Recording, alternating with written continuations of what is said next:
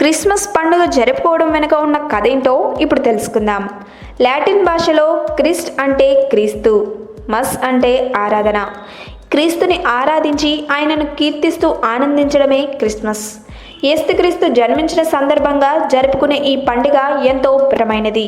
క్రీస్తు జననం వెనుక కొన్ని అద్భుతాలు దాగి ఉన్నాయి. అవేంటో ఇప్పుడు మనం తెలుసుకుందాం. కానీ అంతకంటే ముందు మా ఛానల్ని సబ్స్క్రైబ్ చేయడం మాత్రం మర్చిపోకండి. రోమా సామ్రాజ్యాన్ని అగస్టస్ సీజర్ అనే చక్రవర్తి పరిపాలిస్తున్నాడు. ఆయన తన రాజ్యంలో ఎంతమంది ప్రజలు ఉన్నారో లెక్క వేయించాలనుకున్నాడు. అందుకు వీలుగా ప్రజలందరూ ఎవరి స్వగ్రామాలకు వాళ్ళు డిసెంబర్ 25 తేదీలోగా వెళ్లాలని ఆజ్ఞాపించాడు. అప్పుడు నజారేతు అనే పట్టణంలో మేరీ, జోసెఫ్ అనే వాళ్ళు నివసిస్తున్నారు. అప్పటికే మేరీకి జోసెఫ్తో పెళ్లి కుదిరింది. ఇదిలా ఉండగా ఓ రోజున మేరీకి గాబ్రియేల్ అనే దేవదూత కనబడి, ఓ మేరీ, నీవు దేవుని వలన అనుగ్రహం పొందావు. నీవు కన్యగానే గర్భవతి అవుతావు. నీవు ఒక కుమారుణ్ణి కంటావు. అతడు దేవుని కుమారుడు అని చెప్పి మాయమవుతాడు. తర్వాత మేరీ గర్భవతి అవుతుంది. ఇది తెలిసి జోసెఫ్ ఆమెను పెళ్లి చేసుకోకూడదని అనుకుంటాడు. అయితే ఒక రాత్రి కలలో అతనికి దేవదూత కనబడి, మేరీని నీవు విడిచిపెట్టద్దు. ఆమె దేవుని వరం వలన గర్భవతి అయింది.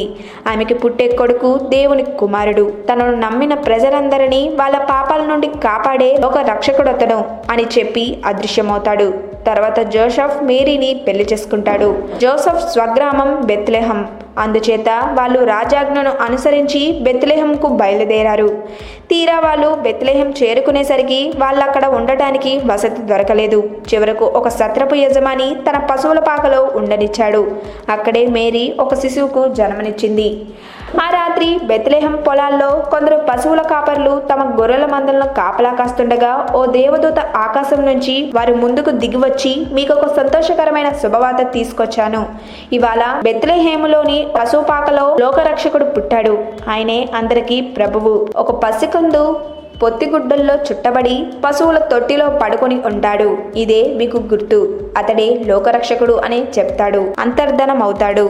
ఇది విన్న గొర్రెల కాపరులు హుటాహుటిన వెళ్లి దేవదూత చెప్పిన పశువుల పాకను చేరుకున్నారు. అక్కడ పశువుల తొట్టిలో పడుకుని ఉన్న శిశువును మేరీ, జోసెఫ్లను చూశారు. వారు తమను చూశారు. దేవదూత తమకు చెప్పింది అందరికీ తెలియజేశారు. అలా 2000 సంవత్సరాల కిందట డిసెంబర్ 24వ తేదీ అర్ధరాత్రి యేసుక్రీస్తు జన్మించాడు. అందుచేత ఆ మరునాడు అంటే డిసెంబర్ 25వ తేదీన క్రిస్మస్ పండుగ జరుపుకుంటారు. ఈ వీడియో కనుక మీకు నచ్చినట్లయితే లైక్ చేయండి, షేర్ చేయండి. మరిన్ని లేటెస్ట్ అప్డేట్స్ కోసం మా ఛానల్ని సబ్స్క్రైబ్ చేయండి. ఈ వీడియో కనుక మీకు నచ్చినట్లయితే లైక్ చేయండి, షేర్ చేయండి. మరిన్ని లేటెస్ట్ అప్డేట్స్ కోసం మా ఛానల్ని సబ్స్క్రైబ్ చేయండి.